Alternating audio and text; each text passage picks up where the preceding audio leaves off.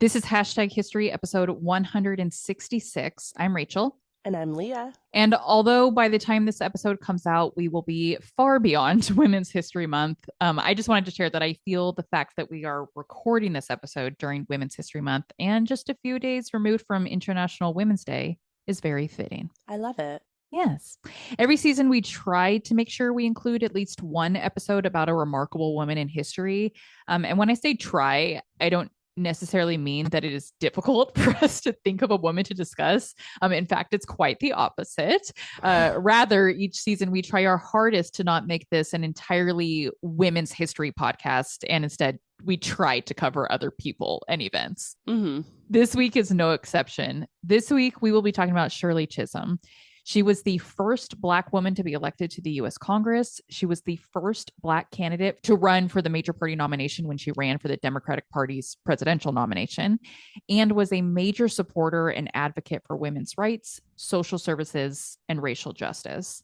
I think Shirley Chisholm is a very recognizable face, but unless you are a hardcore feminist and or history nerd, you may not know very much about her. And that's what I hope to resolve with this week's episode. I think we're going to walk away from this week's episode with a lot of admiration and hope and pride. And I think was like realism. She's just like a very realistic character, very good example of humanity. And even for those that are not familiar with Shirley Chisholm, I am confident you will recognize what is likely her most famous quote. It's a quote that I feel like I genuinely live my life by. I really think this is my motto. And that is, quote, "If they don't give you a seat at the table, bring a folding chair," unquote. I love it. I think I do that a lot. I feel like the vast majority of opportunities that have come to me is because I sought them out, even when they were something outside of my reach. And so I just really resonate with that quote. I love it. And with that, I'm making these faces because we are headed into our cocktail segment, but I'm weary. I am weary. And not just because you're sick. Right. But because the drink's going to make you sick. It might. Yeah. And with that, let's do it. Let's do it. I'm Rachel. And I'm Leah. And this is Hashtag History, the podcast for both history nerds and history haters alike, where we dive into history's greatest stories of controversy, conspiracy, and corruption.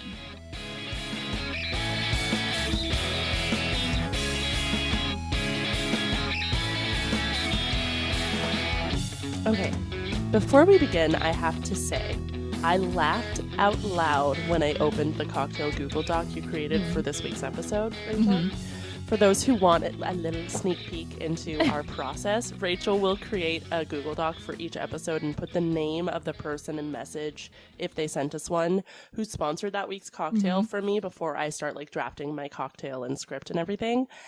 And this document, when I opened it, it just said Courtney, all lowercase, nothing else. Nothing else.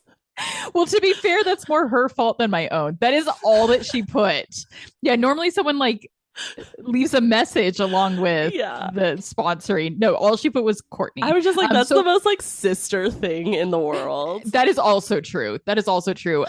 Before I make fun of her, I will give a very genuine thanks, because not only did she sponsor this week, she may have sponsored next week's too. And then she sponsored so many other cocktails later that I had to spill out into our next season of the podcast. Yeah. So although she is not one, I guess, to verbose. Be... Yeah, there you go. I'm still very appreciative, and you're right. That is very sisterly. Just to say Courtney. I was just like, that is the most sister thing. Yeah. So Courtney's my sister, and thank you, Courtney. Thanks, Courtney. Anyways, this week's cocktail is a spin on the Bushwick, since I'm sure, as will be mentioned, Miss Shirley hailed from Brooklyn. I thought it only appropriate. Plus, it has bourbon, and I like bourbon. That might be all I like about this drink, but just about. Yeah. So this is called Leah's Bushwhack cocktail. Oh my God, I love it. What makes it possibly whack, you ask? Please. Most Bushwick cocktails actually, recipes suggest using Amer Picon or Amaro Lucano, like liquor. liqueurs. Mm-hmm. I didn't want to buy either of those. I didn't want you to have to buy either of those. Thanks. So I opted for using Galliano, which I already had. So I kind of assumed you might already still have. I think when I had it in the past was because I was ripping off of yours. Oh. But I found a copycat Nice. recipe for making Galliano. So I made it a couple days ago. Yeah. Oh, cool. Mhm. Okay. Yeah. So it's known to be a bit sweeter than the other two more commonly used ingredients, while still being kind of like herb forward. So we'll see how it goes. Also, Oh God. Yeah. in addition to the Galliano, it has bourbon, as I mentioned. Mhm. It has cherry or maraschino liqueur, which sounds great. Might be the only positive part of this cocktail. And it has, don't kill me, sweet vermouth. I'm sorry. I've tried to avoid it for so long, Rachel. You know what? I have an entire bottle in my fridge. So if you could now I do instead actually Yeah. if you could actually make the next 10 cocktails contain sweet vermouth so we can get through this thing. I'm gonna have to, because now we both have entire bottles in our... Put it in your fridge. Oh, it's in my fridge. Yes. Okay. I learned my lesson. You taught me. Yeah. Or rather, Alex taught us. Yeah. I think this is something we talked about off air, that because the last sweet vermouth cocktail we had, we liked it. We felt like maybe we've had some growth. But when putting this cocktail together, that growth is gone, I think. Just the smell of it alone. The smell of it as I was pouring it, Rachel, turned my stomach. And and granted, like, my stomach is already turning because I'm sick, and I think, like, I don't know. It turned upright. Maybe it turned the right way up, yeah. So just the smell alone, not positive for me. And as someone that is currently not sick, I'll be honest, when I poured mine in, I was like, oh. When I opened the bottle, I said to my husband, I'm like, maybe it did go sour. Yeah. Because I don't like the smell of it right now as much as I did the last time. So we'll see. We'll see. Mine's a brand new bottle, so I don't have the excuse of it going bad. It's brand new. Well, mine could be expired, and that's partially my excuse. How about that's all of my excuse, because I am grown. Okay. Oh, I also, because I put a couple maraschino cherries in mine too. I almost did. I was like, maraschino liqueur? Okay. Yep. Okay. I might only be taking a single sip of this. Here we go. Cheers. I think Uh-huh. if you look at it as a sipping cocktail, I might like it. Rachel, growth. Growth. An adult. What would you rate it as? Let me get the mood and the setting. Lights are low. It's after 8 p.m. I'm wearing a cute black top with jeans. Oh. In a bar, and so it's going to be an 8.75. Oh my. I know. God. Now, throw me into fluorescent lighting, watered down a little bit with ice, in stretchy pants and a tank top, like a 7. Okay. But that's still pretty high, right? Yeah. Where are you at? I'm a 3. Yep. It's that bad. And you have the fresh vermouth. I don't know. It's that bad. I don't know. I think it takes me back to some of the cocktails we've done with it. Like, I just have really bad association. Okay, that's fair. That's not fair of me. 3 in fluorescent lighting. 5. Still 5. a failing grade in the perfect setting. Still failing. Okay. Wow. I feel sad for you that you have that whole thing of vermouth. And I'm going to just be hopeful that it's that your stomach is already weird. Like, okay, it's getting better. Is it growing on you? Yeah, it is. Okay. How about, hold on. I'm serious. Hold on. It is. I'm scrolling way down towards like halfway through the episode. I'm making a note to myself. Ask Leah about her cocktail rating again. Okay. So we'll revisit. Whatever the cocktail rating we gave just now may not be the cocktail rating in 10 minutes. Okay. Wow. Maybe it did turn your upside down stomach right side up. Yeah. Or it's slowly doing it. That's why you're not sure yet. It's a trickle effect, Yeah. really. Yeah. Yeah, I really actually don't mind it. You crazy. I know. You're crazy at 3. I was not expecting you to be that low. But I do agree that there is an association. It's like anytime I El Cazador tequila. Oh, we can't talk about it. I can't. you're the one that has the greater story because we made the mistake of drinking way too much. Almost an entire bottle. No, I think we did drink. You brought over like a half full bottle and we finished off that bottle, which was a mistake. We ate about 500 pizza rolls and then you spilled a bunch of it on your leggings. And the very next night when we were in dance class, you wore the same. I didn't do it intentionally. I didn't intentionally wear the same leggings. I just packed up. I grabbed a pair of leggings off my floor for dance class, and they were the ones I had spilled tequila on. Yeah, we were like stretching next to each other. I'm like, you smell like booze that we drank way too much of last night. And I almost vomited in dance class. So, but yeah, no, for sure. I can definitely agree with the association. When I'm drinking this, I am thinking about the Hartford Circus Fire. Yeah, it's the color too. It's the color too. Yeah. Anyway, I will ask you again in 10 minutes. We'll see if you come up from a 5 in the perfect setting. So Shirley Chisholm, she was born Shirley Anita Saint Hill, not to be confused with my other girl crush, Anita Hill. And this is not the first time I'll be mentioning Anita Hill in this episode. Chisholm was born on November 30th, 1924 in Brooklyn, New York City. She was born to immigrant parents. Her father was from Guyana and her mother was from Barbados. She was the oldest of 3 girls, and as every working mother can relate, Chisholm's mom struggled being a working mom, taking care of multiple kids while also being on the clock. And so when Chisholm was 5, she and her sisters actually moved to Barbados to live with their maternal grandmother who helped raise them. I don't know what you're talking about. I can't relate. Working moms, easy. Easy. Shipping my kids off to a different country so that they can live with their grandma. Maybe. Yeah, maybe. There's this really great quote from Chisholm that comes from her time with her grandma. We know that the 1960s and 70s were big for the Black Revolution, much of which was motivated by Black Americans wanting self-respect and dignity and empowerment. And something that Chisholm said in relation to this was that because of the, quote, strength, dignity, and love, unquote, that her grandmother gave to her at such a young age, she, quote, didn't need the Black Revolution to teach her that, unquote. She also credited growing up in Barbados for giving her a strong education and also making her a devout Christian. When she was about 10 years old, she returned to New York. She was super intelligent and did really well in school. She was chosen as the vice president of an honor society at her high school and received scholarships to several prestigious colleges. But even with the scholarships, her family couldn't afford the room and board. And so instead, she went to Brooklyn College, where she majored in sociology and minored in Spanish. She won multiple prizes for her debating skills and graduated cum laude.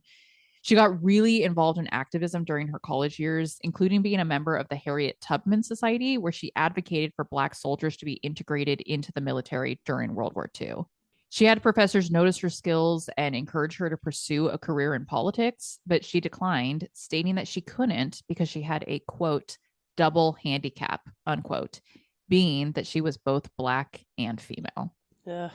Instead, she chose to pursue teaching, going back to school to earn her master's degree from Columbia in early childhood education. Not long before this, she married a man named Conrad Chisholm. The two of them hoped to have children. She loved kids, and we'll talk about that more, how involved she was in early childhood education beyond it just being her degree. Even though the two had hoped to have kids, that sadly never happened.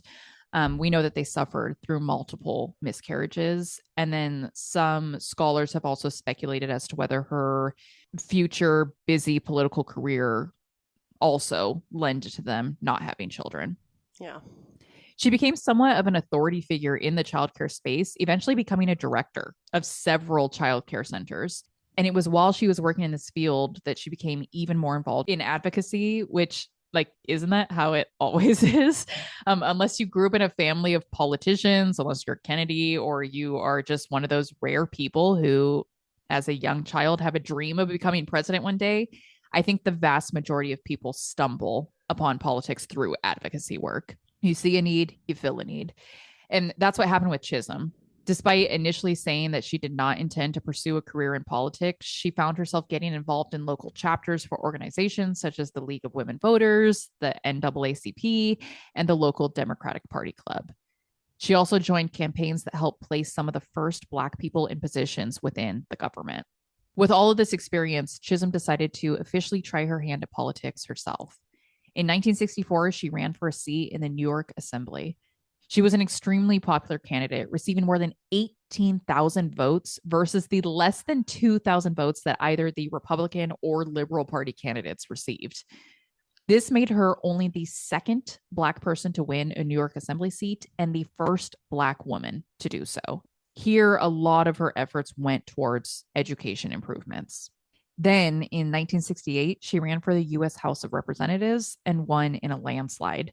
With 67% of the vote, Chisholm became the first Black woman elected to Congress. Woot woot.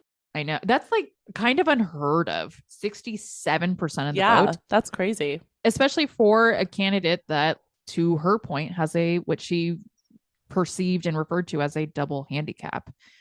She was an extremely popular candidate. We're going to listen to her speak later for a little bit, and you'll see why. She's very intelligent, but she's also just like super warm. She gives off major teacher vibes, like the like early childhood educator who's very accepting, but also has, firmness. Her campaign, she ran on the slogan of unbossed and unbought, and that really resonated with people, particularly with women who made up much of her voter base. But there were also several Black men that voted for her, as well as Puerto Ricans, whom she really connected with, given that she was also a Spanish speaker. Now, of course, just because her voters believed in her didn't mean that everyone else did, most specifically her colleagues. When she got to the House of Representatives, the Speaker of the House placed her on the Agriculture Committee. Chisholm, who was like, hi, I'm from urban Brooklyn, didn't really feel like that position suited her or her constituents. In researching this more, it was definitely obvious that, be it racism, be it her being a newbie, whatever it may be, that was a committee he just threw her on, with no regard for her credentials. But making lemonade out of lemons, she decided to use this position in a way that would benefit those she represented. She used her position on the Agriculture Committee to beef up the food stamp programs and to help with the eventual creation of WIC, Women, Infants, and Children. After proving herself capable, she was finally given a seat on the Education and Labor Committee, a position that she was clearly overqualified for and would bring the most value to. Yeah. I've had that happen to me so many times at work where it's like, eventually you work yourself up to the position that you should have been in the whole time. And then they're always like amazed. It's like, no, but I'm overqualified to be here. Yeah. And then in 1972, she decided to take on the presidency, making her the first African-American to ever run for one of the two major party nominations, and making her the first woman to ever run for the Democratic Party's presidential nomination. She announced her bid for the nomination at a church in Brooklyn. So let's listen to some of it together.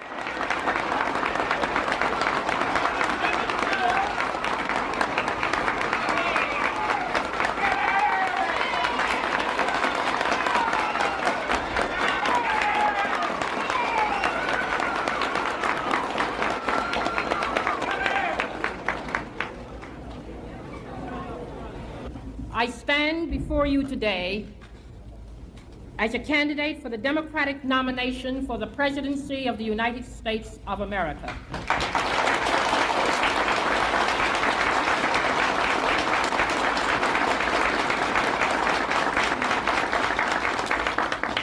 I am not the candidate of Black America, although I am Black and proud. I am not the candidate of the women's movement of this country, although I am a woman, and I'm equally proud of that. I am not the candidate of any political bosses or fat cats or special interests. I stand here now without endorsements from many big-name politicians or celebrities or any other kind of prop. I do not intend to offer to you the tired and glib cliches which for too long have been accepted part of our political life. I am the candidate of the people of America.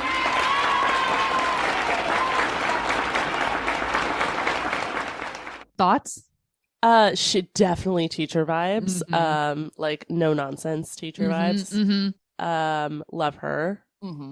Want her to be my grandma. Yeah. Yeah, she definitely gives off what I mean by teacher vibes too is like the warmth part. Like she's definitely firm. She's definitely no nonsense, but she has a warmth to her too. Absolutely, yeah. She's the teacher that You're scared of at first. yes, you're scared of, but also know she'll always make sure you have lunch. Yes. Yeah. And that like makes for a good politician, especially someone with that background in early childhood education. She knows what matters to the people. Like, is there anything that matters more than setting our kids up for success? Not really. Yeah. As we've seen in more recent history, Chisholm didn't get far in her campaign for the nomination, not entirely because she wasn't a popular candidate among the people, but because her colleagues and the members of her party didn't promote or endorse her. She faced constant discrimination and was only able to make one televised speech after pursuing legal action in order to do so. Otherwise, she was excluded from televised opportunities that other nominees were granted. She actually said throughout her time in Congress and her bid for the nomination that she faced more discrimination being a woman than she did being Black. I believe that. Yeah. Much of the criticism that Chisholm faced was from her Black male colleagues who felt that she was trying to take power away from them. She said, quote, "The Black man must step forward, but that doesn't mean the Black woman must step back," unquote. And it made me think back to when we were doing our episode about Anita Hill and how she emphasized the racial and gender disparity in her case, saying that Supreme Court Justice Clarence Thomas, quote, "had a race, she had a gender," unquote. Largely for this reason, Chisholm primarily only hired women to work in her office. And that I love. Very efficient office, I'm sure. Oh my God, yeah. Everyone is organized AF. Everyone makes it to the meeting on time. Everyone has the notes. Yep. George McGovern ended up securing the Democratic nomination that year. Have you ever heard of him? Yeah, me neither. Just kidding. I'm simply making a point that the Democratic nominee that year got crushed by the Republican candidate, Richard Nixon. Nixon won in one of the greatest landslides in American presidential history, securing 520 electoral votes in comparison to McGovern's 17.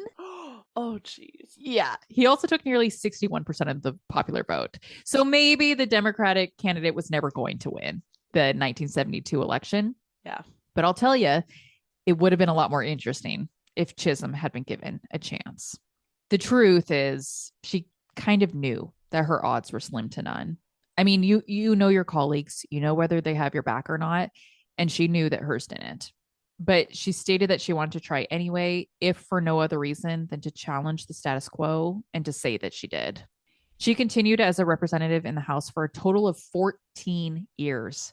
She was known for supporting grassroots movements and being a representative of the people, looking out for things like education and childcare and healthcare for Americans.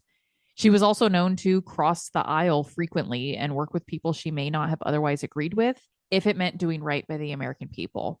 One such time was when she joined in on a bipartisan piece of legislation to end the military draft, an unfortunately popular topic these days. Yeah, catch me during my after hours with an old fashioned if you'd like to hear me lambast more about that. Another example was how she worked with George Wallace to pass minimum wage legislation. Wallace was a staunch segregationist and huge supporter of Jim Crow laws. If the name George Wallace isn't ringing a bell, perhaps what he said in a 1963 inaugural speech when he became governor of Alabama will remind you. He said, quote, "Segregation now, segregation tomorrow, segregation forever," unquote. All you had to say was Alabama 1963. Knew it. Yep, I already don't like that guy. Yeah. He also might sound familiar to any of you that have read Stephen King's 11/22/63 or watched the show with James Franco, which I recently finally did. Wallace was one of the... What? It's called 11/22/63? Because that's the day that Kennedy was assassinated. Oh, okay. And the book is like, I'm not joking. It's like this thick. Okay, it's so like, I won't be reading the book, but maybe but I'll the watch James the Franco show is very good. I love James Franco. I like him as an actor. I like Dave Franco more than I like Yes, James Franco. agreed. Yeah. Agreed. The way I feel about James Franco is one of those like separate the art from the artist things. Yeah. Because he's kind of a creep. Yeah. But I do like watching him act. So yeah, the show, it's really good. Now I'm going to go on a tangent about the show, but very quickly. It is about a guy that finds that he can go to the past, and he like teaches James Franco's character how to do it. And so he's trying to get him to go back to the past to November 22nd, 1963 to stop Kennedy's assassination. It's very interesting. But anyway, back to the point. If you've read that book or you've watched the show, Wallace was one of the Democratic presidential candidates in 1972 who was almost assassinated. He didn't die, but did end up paralyzed from the waist down for the rest of his life. And yes, now I am debating swapping out one of our other topics I have planned for the season, because now I kind of just want to talk about Wallace's attempted assassination.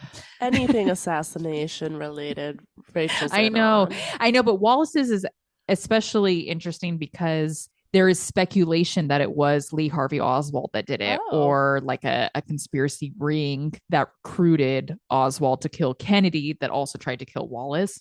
Anyway, I was going to say, we'll get to that later in episode blah, blah, blah, but it's literally not planned for one of our future episodes. We'll see. Anyway, despite being an obvious ardent racist, the guy that said segregation forever, Chisholm actually went and visited Wallace when he was in the hospital after the assassination attempt. And like I already mentioned, worked with him directly on securing votes for the minimum wage legislation. And now is where I inserted my note to ask Leah if her rating about the cocktail has changed whatsoever. It didn't look convincing. 5. Yeah, which is what it was last time. It's a 5. Okay, that's okay. Even in the best setting. I don't want to vomit anymore. That is a huge step up. That's a step up from the. I have to go back and look what was in the circus fire. Like, it's got to be fairly similar. Yeah, let's see. It was whiskey, cherry liqueur, Campari, and lemon juice. Campari, not vermouth. Okay. That is so funny. Well, Campari is worse than vermouth, though. I listen, so like if I'm ever in the mood to like laugh, I listen to the Hartford episode. And I listened to the Titanic episode. I've never re-listened to them other than you honestly do it. I really highly recommend it. Okay. Chisholm was a supporter of the ERA, the Equal Rights Amendment, which was not passed by Joe Biden in January of 2025, although he would like us to pretend that he did. Meet me after hours with a Long Island iced tea, if you'd like to hear more thoughts on that one. I like how you have different drinks for different topics. Yeah, and this one, did you notice, is a slightly more greater severity? Because I'm a little more impassioned about this one. Right. I sent a lot of postcards. Chisholm was acutely aware, however, at how sectional the women's movement was, that the popular and publicized women's movement primarily focused on white women's issues, and that many white women, if it meant a means to an end, often disregarded women of color in order to get their way. Over time, though, the perception of Chisholm changed from a wave maker to one of the old Democrats. Her constituents didn't like that later in her career, she tended to side more with the older Democrats than the up and coming young feminist progressives. They also didn't like that after she divorced her husband and got remarried to a man who lived in Buffalo, that she spent more and more of her time there instead of in Brooklyn, the people that she was elected to represent. There were several articles written about her at the time, including one titled Chisholm's Compromises, Politics and the Art of Self-Interest.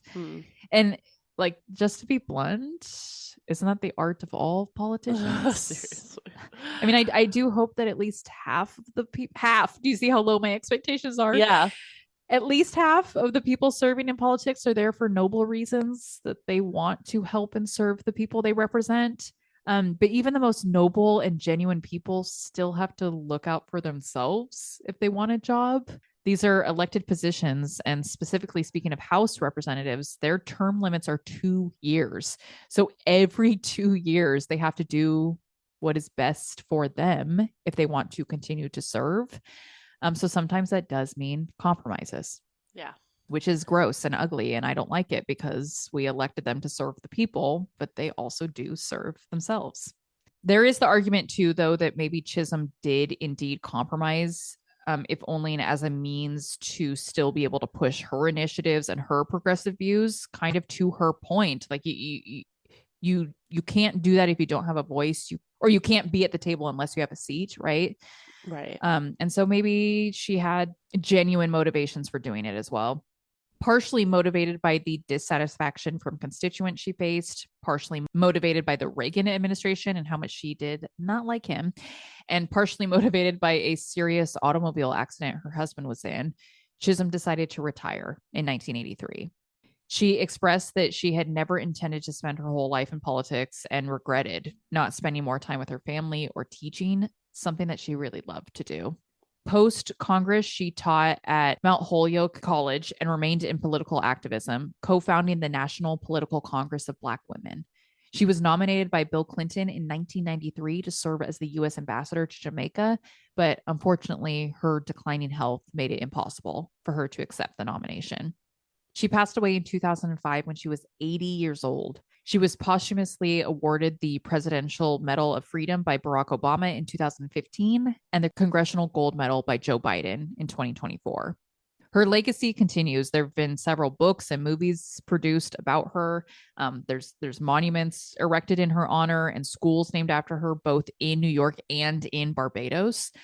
As recently as 2019, Kamala Harris used the same color schemes in her presidential campaign as Shirley Chisholm did during her 1972 presidential campaign to pay homage to her. I really liked that. But tying things back to the quote that I shared at the top of the episode, in which Chisholm said that if they don't give you a seat at the table, bring a folding chair. There have been several exhibits across the country that feature folding chairs that have been designed to represent diverse and marginalized voices. I highly recommend checking them out online. They're really cool, really beautiful.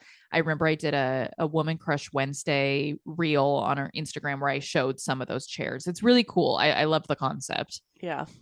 Yeah, that's it. I feel like talking about her goes back to what I said at the beginning. It's just kind of like a dose of realism, right? Yes. She's a very human, very relatable experiences with not having the support of male colleagues, and also like getting involved in politics when you didn't necessarily intend to, and then getting too far in and being like, oh. No, she's inspirational. I've heard the name, it's familiar. Mm-hmm. And I've definitely heard that quote that you mentioned. Mm-hmm.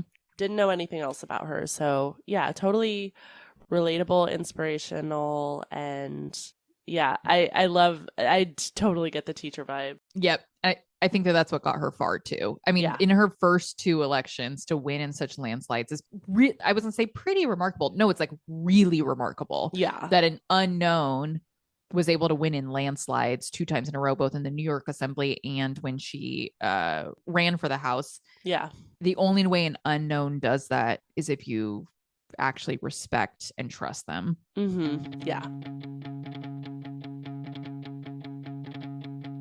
Thank you all so much for listening to this episode of #History. All sources used to put together this episode can be found on our website. That's #history-pod.com.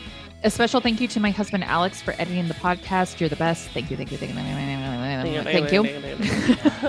Subscribe to us on whatever podcast platform you use. Share about us with your family and friends, and then give us a rate and review.